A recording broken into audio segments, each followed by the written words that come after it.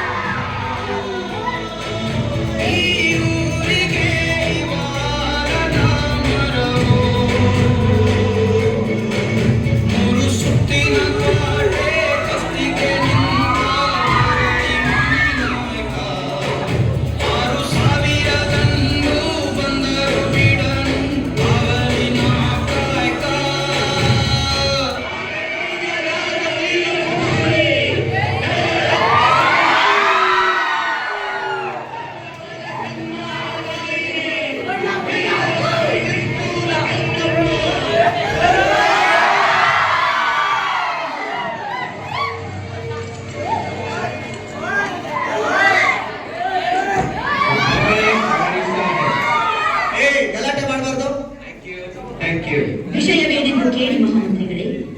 ಸಾಹೇಬ್ರೆ, ತಾವು ಬಂದ ವಿಚಾರ ತಾಯಿಯವರಿಗೆ ತಿಳಿಸಿ ನಾವು ಇಲ್ಲಿಗೆ ಬಂದದ್ದು ಇರದು ವಿಷಯಗಳನ್ನು ಡಿಸೈಡ್ ಮಾಡಿಕೊಳ್ಳಲಿಕ್ಕೆ.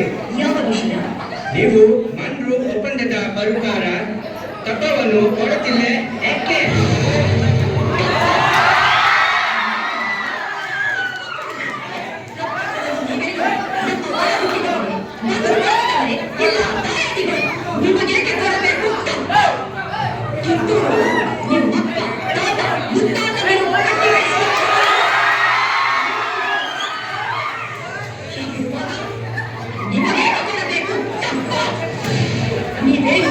ಕಿತ್ತೂರನ್ನು ಕಟ್ಟಿದವರೇ, ಬೆಳೆಸಿದವರೇ, ಕಿತ್ತೂರಿನ ಸುಖ ದುಃಖಗಳಲ್ಲಿ ಭಾಗಿಯಾದವರೇ, ನಿಮಗೇಕೆ ಕೊಡಬೇಕು?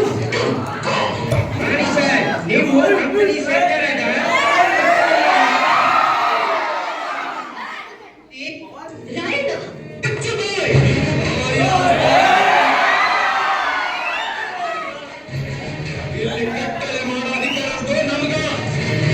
ನಿಮಗಲ್ಲ, ಖಂಡಿತ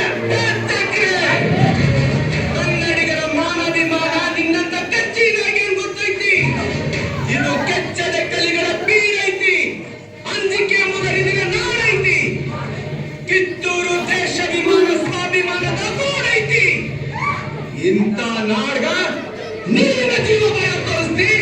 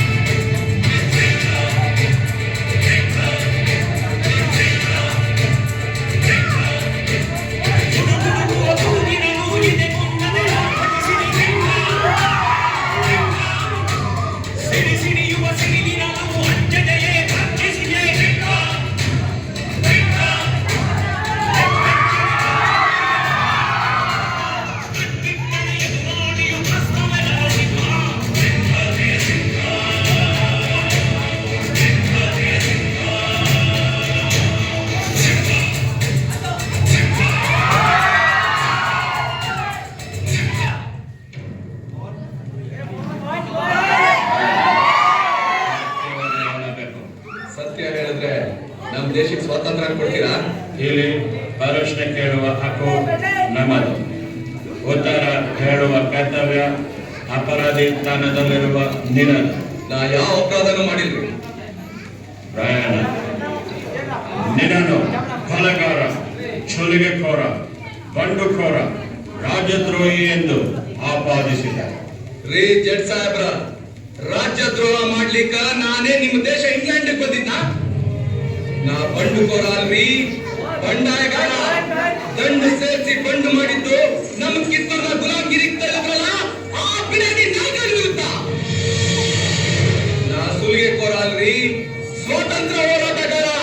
ನಾ ಸುಲಿಗೆ ಮಾಡಿದ್ದು ನಮ್ ದೇಶದ ಸಂಪತ್ತ ದೊಡ್ಡ ತುಡು ನನ್ನ ಮಕ್ಕಳನ್ನ. ನಾ ಕೊಲೆಗಾರ ಅಲ್ರಿ, ಸಾಮಾನ್ಯ ಮಾಲೀಕಾರ. ಆದ್ರ ನಾ ಕೊಂದಿದ್ದು ದೇಶದ್ರೋಹಿಗಳನ್ನ. ರಾಯಣ್ಣನ ಉಳಿದ ಸಹಾಯಕರಾದ ನಾಯಕ ಬಸವಲಿಂಗಪ್ಪ, ಕರಿಬಸಪ್ಪ, ಭೀಮಪ್ಪ, ಕೆಂಚಪ್ಪ ಮತ್ತು ಅಪ್ಪಾಜಿ ನಾಯಕರಿಗೆ ಗಲ್ಲು ಶಿಕ್ಷೆ ವಿಧಿಸಿದೆ.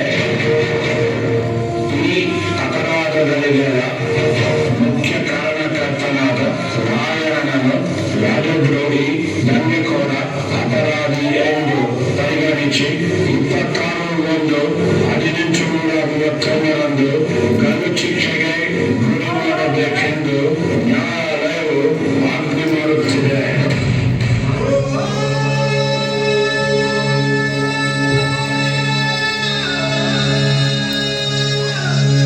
ಜನವರಿ 26ರಂದು ಗಲ್ಲಿಗೇರಿದ ಸಂಗೊಳ್ಳಿ ರಾಯಣ್ಣನ ಕಳೆಬರವನ್ನು ಅಲ್ಲಿದ್ದ ಅವರ ಅಭಿಮಾನಿಗಳು ದೇವಲೋಕದ ಪಾರಿಜಾತ ಪುಷ್ಪಮಾಲೆಯನ್ನು ಎತ್ತುಕೊಂಡೊಯ್ದು ಸಮಾಧಿ ಮಾಡಿದರು.